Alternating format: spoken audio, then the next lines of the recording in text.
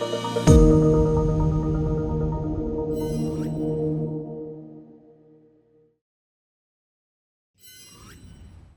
안녕하세요. 제4회 공공외교주간 토크쇼 주한 외국인과 알아보는 신조어 속 숨겨진 한국 문화 진행을 맡은 듣고 싶고 보고 싶고 잡고 싶은 남자 듣보잡 MC 김교환입니다. 좋았어. 오케이. 자, 공공외교주간, 공공외교에 대한 우리 국민의 관심과 이해를 높이기 위해 마련된 행사라고 보시면 되겠습니다. 오늘은요, 특별히 앞서 말씀드린 대로 주한 외국인과 알아보는 신조어 속 숨겨진 한국 문화라는 주제를 가지고 좀 딥토킹을 나눠볼 텐데요. 우선 저와 함께할 미국, 베트남, 카자흐스탄, 태국의 대표 네 분을 어렵게 이 자리에 모셨습니다. 한 분씩 자기소개 들어볼게요. 자, 먼저 미국에서 건너오셨습니다. 안녕하세요. 저는 미국에서 온 세아입니다. 한국에 온 지 3년 반쯤 되었고요. 3년 동안 대구에서 있었습니다. 대구에서 제가 영어 선생님이었고, 그리고 2년 반 동안 언어 교환에서 회화 리딩 봉사 활동을 하면서 한국어를 공부했습니다. 지금은 서울에 온 지 6개월쯤 되었고요. 지금은 성균관대에서 KFIUC 펠로십 프로그램으로 한국 문학과 사회를 연구하고 있습니다. 네. 지금 일단은 한국 문학이랑 사회를 연구하고 계신다고 하니까 느낌상으로는 저보다 이제 한국에 대해서 더 많이 아실 것 같다는 생각이 또 들어요. 자, 일단 잘 부탁드리고, 제가 듣기로는 오늘 오신 네 분이 전부 다 저보다 한국말을 더 잘하신다고 얘기를 들었어요. 그래서 좀 긴장이 됩니다. 자, 다음은 베트남에서 오신 희엔 씨, 소개 부탁드릴게요. 안녕하세요. 저는 베트남에서 온 희은입니다. 제가 처음 한국에 왔던 거 10년 전쯤인데 그때는 아주 짧은 시간 동안 어학연수를 했어요. 그리고 7개월 전에 제가 다시 한국에 와서 KF 한국어 펠로십 사업에 참가를 하면서 현재 서강대 한국어 교육원 한국어 과정을 다니고 있습니다. 제가 원래 베트남 외국어대학교 한국어학과 한국어 강사인데요. 그런데 저 스스로 한국어과 한국어에 대해서 조금 더 공부해야 되겠다라는 생각이 들어서 이렇게 한국에 다시 왔습니다. 오늘 또 이제 여기 계신 다른 분들과 함께 또 신조어에 대해서 이야기를 나누다 보면 우리 한국에 대해서 더 많은 걸 아마 아실 수 있게 되지 않을까라는 생각이 들면서 잘 부탁드립니다. 자, 다음은 태국에서 오신 대표님이십니다. 자, 소개 부탁드릴게요. 안녕하세요. 저는 태국에서 온 카난파이쿠 나눈이라고 합니다.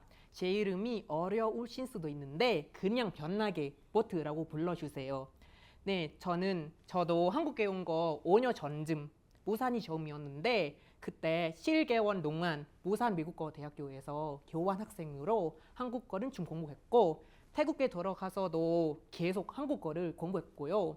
그런데 저는 한국어를 공부하다 보니 자기의 한국어 능력이 너무 부족함이 느껴지더라고요. 그래서 저는 하인 씨와 마찬가지로 KF 펠로십에 지원을 해서 합격했고 현재 서강대학교 한국어 교육원에서 한국어를 공부하고 있습니다. 네. 듣기로는 우리 보트 씨가 한국 신조어에 대해서 그렇게 관심이 많다고. 네, 저는 한국어 진저어가 너무 재밌다고 생각해서 그래서 한국어 진저에 대해서 맞았어요. 네, 오늘도 맹활약 부탁드리면서 카자흐스탄 대표 부탁드리겠습니다. 안녕하세요. 저는 카자흐스탄에서 온 넬라로바 아이기림입니다. 아이기림으로 불러주시면 돼요. 저는 한국에서 생활한 지는 약 7년 정도 됐어요. 2012년에 정부 추천 장학생으로 성균관대 국어국문학과 석사 학위를 취득했고요. 이후에 저도 이제 대구에서 한국어 연수와 한국어 교원 양성 과정을 이수했고 2019년에는 동국대에서 교육행정 전공으로 박사 학위를 취득했습니다.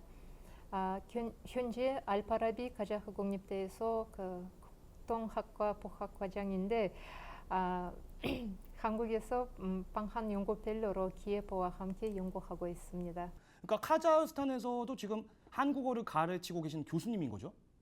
예, 한국학과에서 가르치고 있습니다.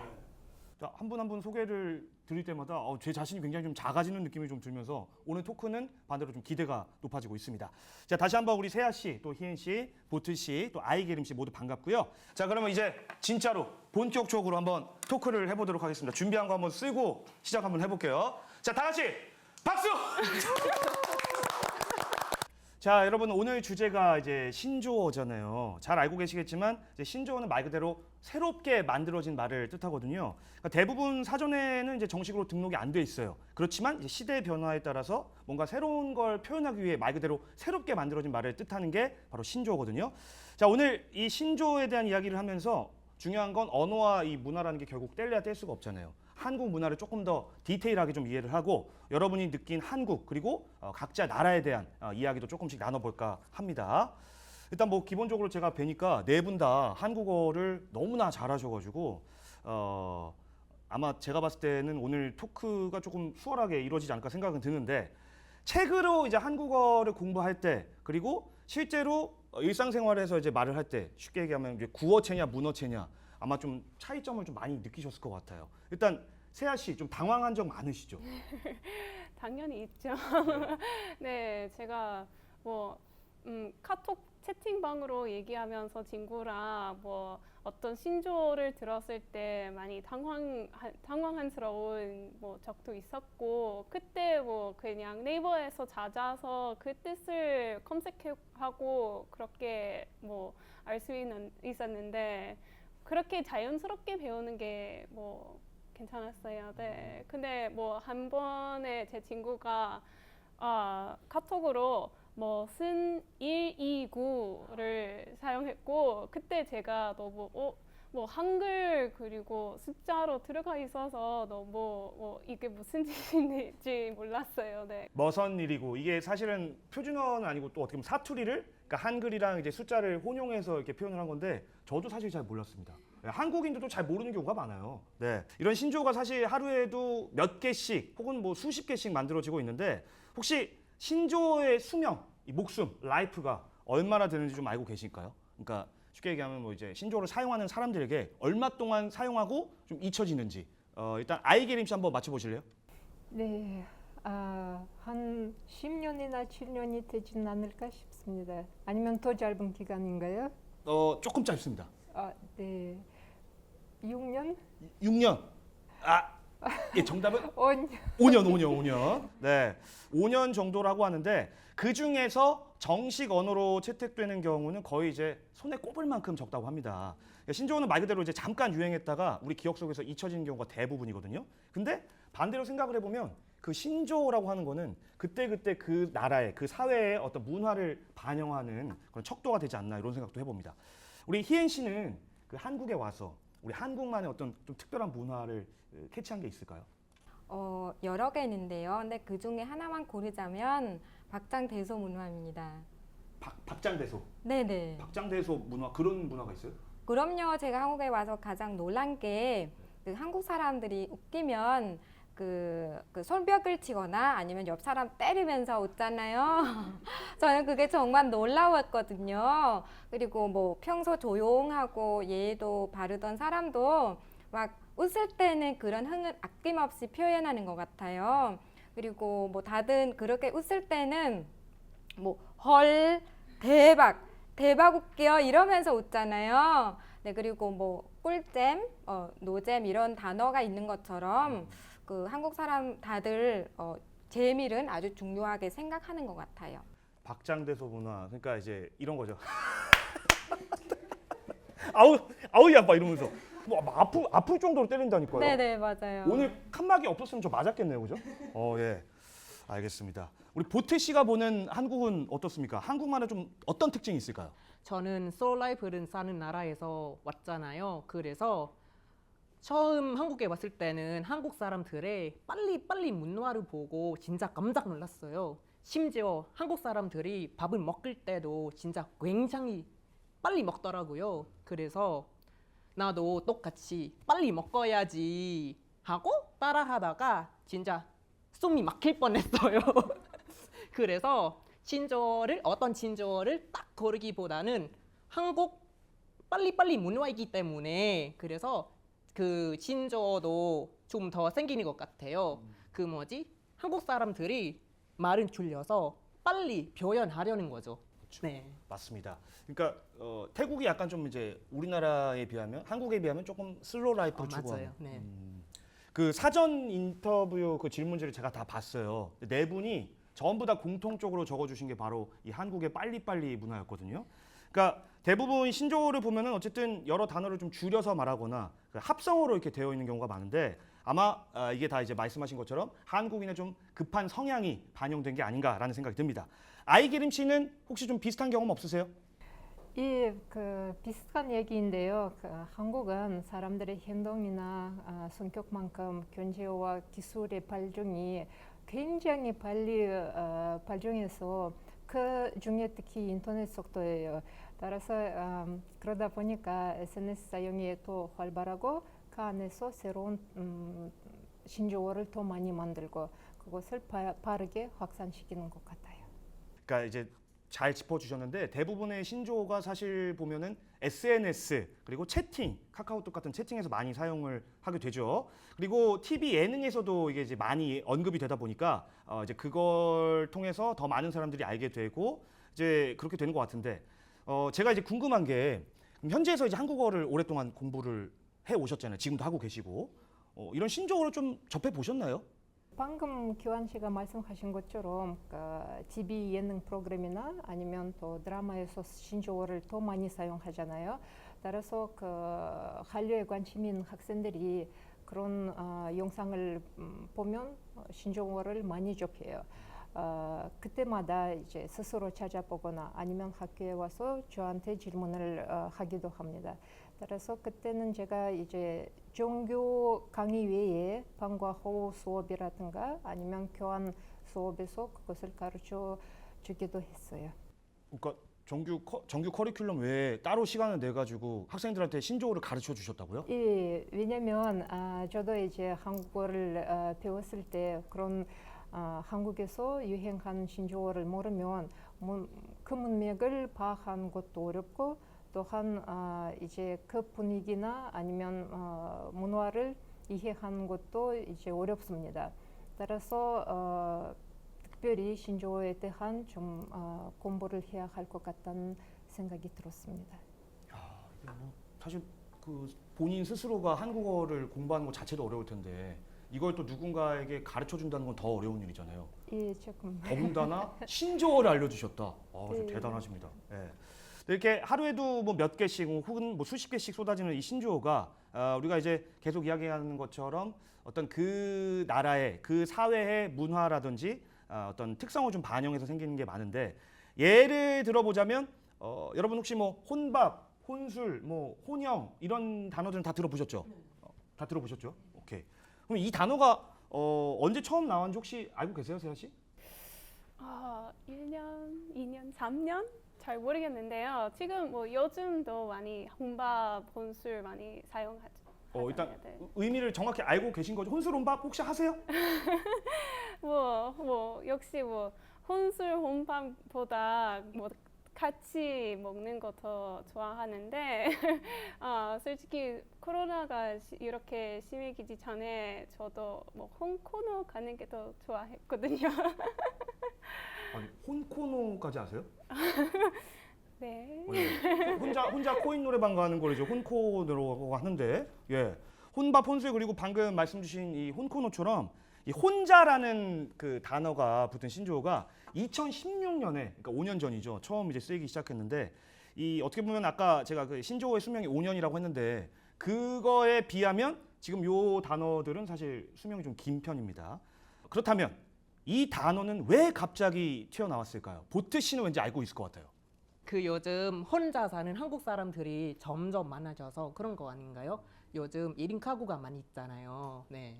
신문이나 이런 것도 좀 많이 보시나 봐요. 예. 정답을 왠지 보트 씨는 알고 계실 것 같았고 요즘 뭐 사실 한국만이 아니라 전 세계적으로 보면 1인 가구가 좀 이렇게 늘어나고 있습니다. 그래서 2020년 말 기준으로 이제 조사한 그 자료를 좀 살펴봤더니만 그 100명 중 12명은 1인 생활을 하고 있다고 하더라고요. 물론 요거는 이제 한국 통계 기준인데 그리고 예전에 이제 1인 가구의 경우에는 사실 뭐 직장이라든지 학업 때문에 좀 어쩔 수 없이 선택을 하는 경우가 많았지만 요즘에는 자기 주도적으로, 그러니까 자발적으로 1인 가구를 선택해서 살고 있는 사람들이 많다고 합니다. 2년 전부터는 사실 이제 코로나가 그 확산되면서 그러니까 반강제적으로 또 혼자 보내는 시간들이 좀 많아졌잖아요. 그러면 희인 씨, 이런 그 코로나 상황 속에서 또 마찬가지로 생겨난 신조어들 굉장히 많이 있는데 생각나는 거 좀 있으신가요? 이거 아마 다들 아신 것 같은데요. 확진자요. 확진자. 네. 이게 뭐냐면 그 코로나 때문에 집 밖을 못 나가고 그리고 계속 집에만 있다 보니까 계속 먹게 되잖아요. 그래서 살이 확 쪘다는 뜻이잖아요. 그렇죠. 네, 이거 뭐냐면 확진자 발음 비슷해서 생긴 말인데요. 저는 이걸 듣고 정말 한국 분들이 그 뭐지 상상력 그리고 아이디어가 정말 장난 아닌 것 같다고 생각합니다. 그러니까 이제 우리나라 이제 사람들을 또 이제 주변에서 봤을 때 언어 유희의 민족이다 이렇게도 평가를 하는데 뭐 확진자뿐만이 아니라 저는 이번에 처음 알았는데 작아경미 들어보셨어요? 이게 살이 쪄가지고 옷이 작아진 거예요. 그래서 입던 옷을 이제 버리는. 그래서 작아경미. 저도 처음 들었는데 보트 씨도 혹시 뭐 생각나는 거 있으세요? 저는 아마 마기군요. 이거 되게 참신 것 같아요. 마기군. 마기꾼. 마기군, 네. 그러니까 마스크를 이렇게 가리면은 좀 잘생겨 보이고. 예. 근데 지금 대본에 뭐라고 적혀 있냐면 작가님이 이렇게 써준 거예요. 제가 또 마기꾼 중에 한 명인데 제가 마스크 쓰면 유난히 좀 잘생겨 보이거든요. 죄송합니다 이렇게 적혀 있는데 전 죄송하지 않은데요. 예. 전 마기꾼이 아니거든요. 좀 마스크 벗은 얼굴이 더 괜찮지 않아요? 네. 예? 이렇게 할 거야 지금? 자 농담이고요. 자 이번엔 제가 퀴즈를 한번 내보도록 하겠습니다. 아이기림 씨, 혹시 편세권이라고 좀 들어보셨나요? 그게 그 편의점 근처에 있는 집 아니면 편의점에 가깝다는 뜻이죠. 그렇죠. 네. 정답입니다. 자, 이게 아무래도 코로나로 인해서 활동 반경이 이제 그 전보다는 좀 제약이 많이 걸리다 보니까 집 주변에서 모든 걸 좀 해결할 수 있는 쪽으로 이제 욕구가 이제 발산이 되잖아요. 그런 사람들의 필요가 반영이 돼서 탄생한 게 이런 신조어들이 아닌가 생각이 듭니다. 근데 여기서 또 끝이 아닙니다. 제가 또 따끈따끈한 신조어를 가지고 왔는데 보트 씨, 직관. 네. 직관 혹시 무슨 뜻인지 알고 이거 계신가요? 당연하죠. 너무 쉬워요. 네, 찍권이라는 진조어가 무슨 뜻이냐면은 직접 가서 본다는 거예요. 그 직접 그곳에 가서 본다. 본다. 관람한다. 관람한다. 네, 이런 정답이 맞죠. 정답입니다. 예. 자, 그럼 바로 이어서 질문 하나 더 드릴게요. 집관. 이건 무슨 뜻일까요? 그러니까 우리가 사는 집을 뜻하는 거고요. 네. 그리고 관은 똑같고 네. 무슨 뜻일까요? 집에서 본다. 막 그런 거죠. 약간 우리 코로나 때문에 그 집에서밖에 나가지 못할 때만 있잖아요. 그래서 집관 아닌가요? 맞아요. 저 진짜 잘한다. 그러니까 바깥 활동을 못 하다 보니까 영화관이나 이제 콘서트장, 미술관 이런 데 이제 좀 대면 활동을 해야 되는 곳들을 잘 못 가잖아요. 그래서 집에서 뭐 OTT 서비스라든지 뭐 유튜브라든지 이런 걸 이제 질감하는 말 그대로 즐겁게 관람을 하는 그 집관이라는 신조어가 생겼다고 합니다. 자, 코로나가 바꾼 일상은 사실 뭐 이거의 끝이 아닙니다. 전체적으로 보면은 오프라인에서 진행되던 일들이 대부분 이제 온라인으로 비대면으로 전환이 되면서 좀 바뀌고 있는데 뭐 앞서 말씀드린 문화 생활도 그렇고요. 뭐 학습이나 쇼핑 이렇게 범위가 정말 넓어지고 있는데 그 보트 씨 같은 경우도 학교 수업 좀 화상으로 많이 진행하죠. 네, 저는 학교를 가지 못할 때는 그냥 줌 프로그램으로 미팅도 하고 온라인 수업이 많이 들었어요. 그리고 저는 가족들이랑 그 페이스타임이나 이런 것으로 통화한 지 오래됐고요. 네.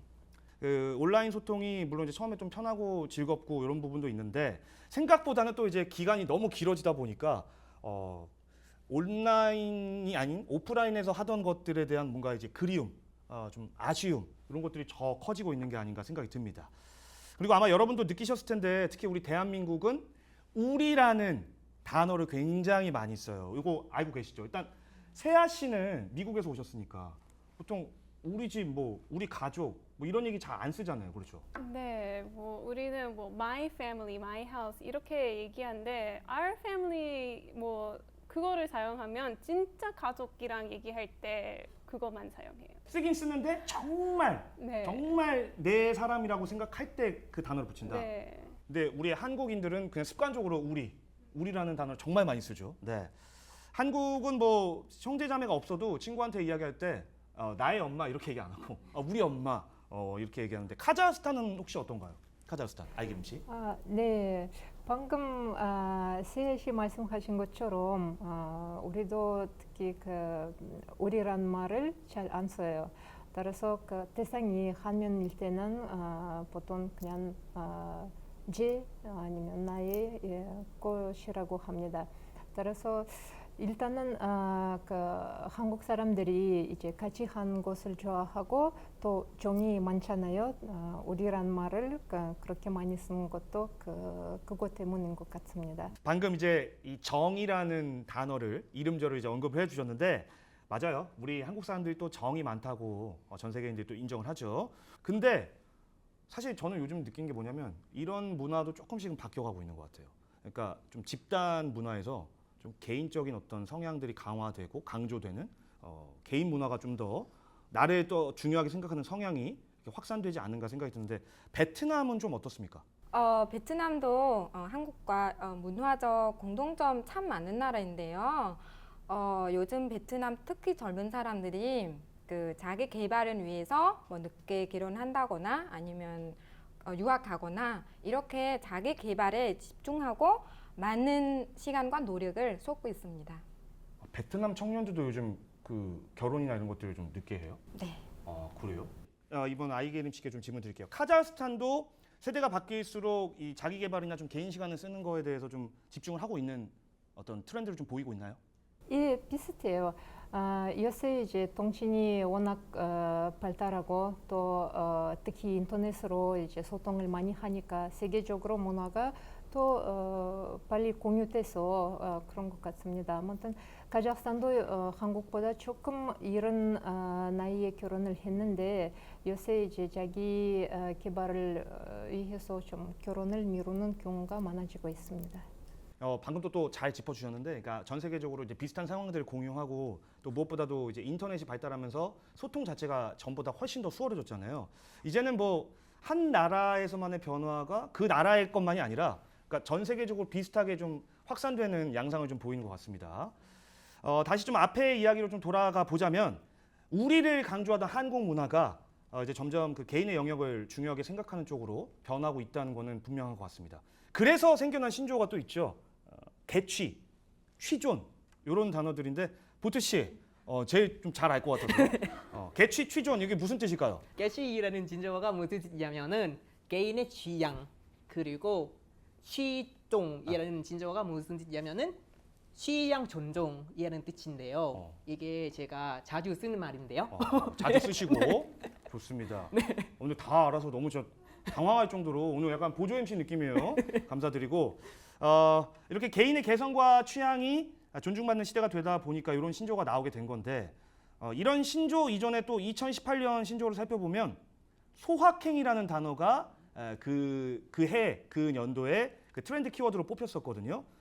주변에서도 소확행 많이 얘기를 해가지고 저도 그때 많이 썼던 기억이 있는데 희엔 씨는 어떻게 좀 이 단어에 대해서 좀 얽혀 있는 뭐 에피소드라든지? 네, 이거는 소소하지만 확실한 행복 맞죠? 맞습니다. 네, 저도 많이 들었고요. 그리고 소확행과 비슷한 뜻으로 요로도 많이 썼던 것 같아요. YOLO, You Only Live Once. 네. 실제 나 궁금해서 그런데 미국에서 이 표현을 써요? YOLO? 아주 옛날에 사용했어요. 썼었어요. 네. 그러니까 쉽게 말해서 한 번 왔다 가는 인생 뭐 있냐? 한번 즐겨보자. 뭐 이런 느낌이에요. 근데 이제 이게 왜 나온 거 하니 그 개인의 워라벨이라고 해서 워크 라이프 밸런스잖아요. 그러니까 일과 내 삶의 어떤 밸런스, 균형을 잘 맞추자. 그러니까 너무 일만 하지 말고 여가 시간도 좀 챙기면서 나의 어떤 그 행복을 좀 추구하자. 이런 배경에서 이제 좀 생겨난 것들인데 올해 2021년에는 여기서 한 단계 더 업그레이드가 돼가지고 또 새로운 신조어가 탄생을 했습니다. 저 이것도 좀 처음 알았어요. 복세 편살. 이거 처음에 무슨 사자성어 적어놓은 줄 알고 이게 뭔가 했는데 모르시면 제가 정답을 알려드릴 수도 있으니까 부담 없이 한번 맞춰보세요, 보트 씨. 이거 저 맞춰도 되나요? 네. 네, 이거는 무슨 뜻이냐면은 복잡한 세상 변하게 살자 이라는 뜻인데요. 아니 대본 작가님이 알려줬죠. 어떻게 내는 족족이 다 맞추네 그냥. 네. 맞아요. 소확행보다 제가 좀 더 업그레이드 됐다고 말씀드렸죠. 복세 편살, 복잡한 세상 편하게 살자. 어떻게 보면 이제 코로나 이후에 많은 사람들이 이제 한치 앞을 또 예측을 하지 못하다 보니까 이런 불안한 미래보다는 현재에 집중하고 자신의 좀 진짜 행복을 찾는데 관심을 갖는 것 같습니다. 그러니까 뭐 영어로 표현하자면 뭐 seize the day, 뭐 carpe diem 이런 뜻이 일맥상통하겠죠. 생각을 해보면 예전에는 대부분의 신조어가 이제 정치나 뭐 경제 분야에서 좀 만들어졌었는데 요즘은 그 대부분 신조어가 SNS에서 확실하게 좀 만들어진 것 같아요.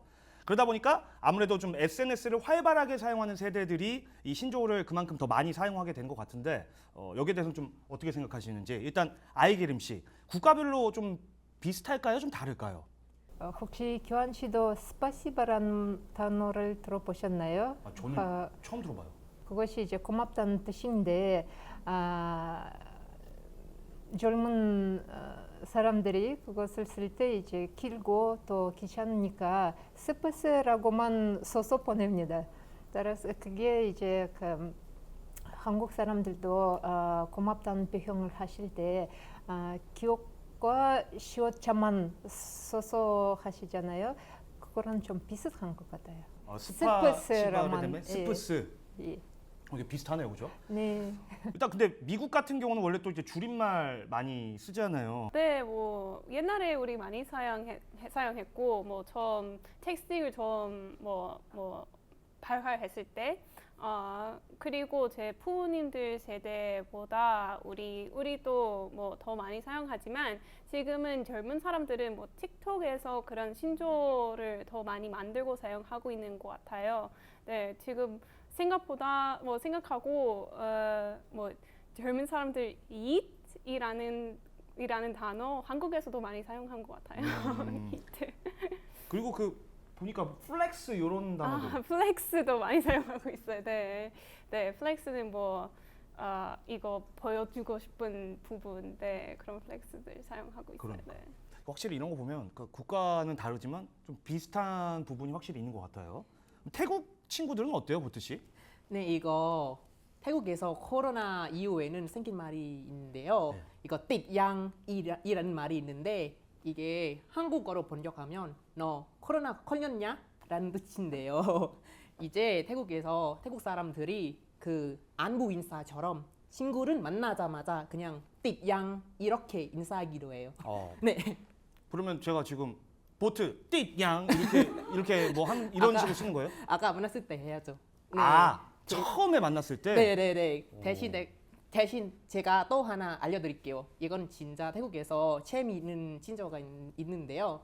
네, 최근 나왔어요. 이거 그냥 빠시이라는 말이 있는데 이게 무슨 뜻이냐면은 대박, 쩐다 이라는 뜻인데요. 예를 들어 오늘 옷 너무 예쁘게 입고 나오셨잖아요. 그래서 저는 김기환 씨 보고 너무 빠시 이렇게 말하기도 해요. 그 발음해 보실래요? 빠시 이렇게요. 그러니까 예를 들면 뭐 보트 너 오늘 좀 따시. 예스 이렇게. 꼭 이게 억양 꼭 이렇게 네, 해야 돼요? 빠시 이렇게요. 따시. 예, 센 느낌으로. 그런 느낌으로. 희엔 씨 베트남에도 좀 이런 신조가 있나요? 어떻습니까? 네, 당연히 있죠. 이거는 조금 오픈 현실을 반영한 신조어인데요. 요즘 베트남 젊은 사람들이 이런 말은 자주 사용하거든요. 이제 한국어로 말하자면 이제 고무줄도 없다라는 말은 자주 사용해요. 고무줄? 고무줄 저희가 이렇게 느리는 고무줄? 이게 뭐냐면 코로나 때문에 요즘 다들 주머니 사정이 어렵다 보니 그래서 돈은커녕 돈은 못 끌 고무줄도 없다는 뜻에서 생긴 말이에요. 그치 요즘 다들 어려우니까 그 돈을 묶는 그 고무줄이 없다. 참 어떻게 보면 이거 어떻게 받아들여야 될까? 빨리 코로나가 좀 끝나야 되겠다 이런 생각도 듭니다. 오늘 일단 뭐 짧은 시간 동안 사실 다양한 신조어에 대해서 좀 이야기를 해봤는데 이번에는 이 신조어 자체에 대한 우리 여러분들의 생각을 좀 들어보고 싶어요. 여러분들은 이 신조어의 탄생 그리고 그 신조어를 사용하는 거에 대해서 좀 어떻게 생각을 하고 계신지 궁금하거든요. 자, 먼저 보트 씨. 네, 저는 어린아이라 든 신조어를 만들고 사용하는 것에 진짜 찬성해요. 이런 시대에 따라 언어가 변화하는 아주 자연스러운 현상인데요. 그 또래 길이는 집단 질밀감도 높일 수 있고요. 그런데 물론 그 시대 간 소통이 어려움에 이야기하시는 분도 있지만 이런 시대 간 소통은 그 어느 정도 항상 있어 왔다고 생각하는 건데요. 그리고 저는 신조어를 공부하는 것만으로도 한국 문화에 대해서 많은 것을 알 수 있어서 저는 신조어를 알아가는 것에 특히 흥미를 느끼는 편이에요. 네. 말씀 너무 잘하신다. 맞아요. 그 신조어가 결국에 그 나라의 사회나 문화를 반영한다고 제가 계속 말씀을 드렸잖아요. 자, 그러면 아이게림 씨는 어떻게 생각하시는지 또 한번 대답을 해주시죠. 저는 신조어가 이제 자연스러운 언어의 발종이라고 생각합니다. 다만 시대적, 사회적 흐름과 변화에 따라 이런 신조어나 아니면 새로운 언어를 가르치는 교육 방향이 마련되어야 한다고 생각합니다. 그러니까 말씀하신 것처럼 무분별한 뭐 신조어 습득이나 사용이 아니라 이렇게 그 의미를 정확하게 알고 사용할 수 있도록 요거를 좀 체계적으로 가르칠 수 있는 어떤 교육 시스템이 있어야 된다라는 말씀이신 거잖아요. 좋습니다. 이번에는 세아 씨 생각도 좀 듣고 싶은데요. 신조어를 자연스럽게 뭐 배우는 것을 인정하고 그거 가장 좋은 방법인 것 같아요. 하지만 뭐 신조어를 뭐 싫은 분이시면 아니면 뭐 그냥 다른 부분을 집중하고 싶으면 뭐 신조어를 이렇게 따로 공부할 필요가 없고 그냥 자연스럽게 뭐 친구들이랑 얘기하면서 그렇게 배우면 가장 좋은 것 같아요. 아마 다들 느끼시겠지만 오히려 신조어를 쓰면서 대화가 더 잘 되는 경우가 있잖아요. 그러니까 이 신조어를 사용하는 게 맞다 틀리다의 문제가 아니고 그러니까 자연스러운 현상으로 받아들이면서 필요에 따라서 사용하는 게 맞다라는 생각이 들어요. 마지막으로 희애 씨 생각은 어떠신지? 네, 저도 신조어 생기는 자연스러운 현상에 대해서 동의합니다. 그 언어는 그 시대의 거울이잖아요. 그리고 그 신조어도 그 거울의 하나이죠. 네. 물론 굳이 사용하지 않아도 되는 경우에 뭐 억지로 사용하거나 아니면 그 신조어만 가지고 그리고 대화하려고 하면 문제가 있겠지만 그런데 뭐 그렇지 않다면은 자연스러운 현상으로 받아들이면 되지 않을까 싶습니다. 언어는 그 시대의 거울이다. 나 이거 예전에 그 국어 선생님한테 듣던 그 내용인데 깜짝 놀랐네. 이야, 맞아요. 좋은 이야기 정말 많이 해주셨어요. 간단하게 좀 정리를 해보자면 신조어의 무분별한 사용은 지양해야겠습니다. 대신에 이제 시대의 변화나 세대별 문화를 반영한 이 신조어를 통해서 서로를 좀 이해하고 좀 더 들여다볼 수 있는 그런 계기가 되고 어쨌든 간에 이런 현상 자체가 어느 세대든 계속 시간이 흐름에 따라서 이어져 왔기 때문에 좀 자연스럽게 받아들여야 된다라는 게 네 분의 공통적인 의견인 거죠. 맞죠? 네, 맞습니다. 맞습니다. 좋습니다. 자, 덧붙여서 신조어에 대해서 관심을 갖고 또 한국어를 배우는 분들이 좀 더 체계적으로 이 신조어 또 우리 말에 대해서 배울 수 있도록 그 언어의 배경이나 의미를 학습할 수 있는 프로그램들이 마련돼야 된다라고도 생각이 듭니다. 네, 모두 감사드립니다. 제4회 공공외교주간 토크쇼 주한 외국인과 알아보는 신조어 속 숨겨진 한국 문화. 오늘 함께한 이 시간이요, 이 공공외교를 통해서 서로를 더 이해하고 잘 알아갈 수 있는 또 하나의 계기가 됐으면 좋겠다는 바람입니다. 자, 함께해 주신 네 분 다시 한번 감사드리고 끝까지 시청해 주신 여러분들께도 감사드리면서 저희와 함께 즐거운 시간 보내셨다면 좋아요, 댓글, 구독, 여기에 알림 설정까지 부탁을 드리겠습니다. 모두 고맙습니다. 다음에 또 만나요, 여러분. 안녕.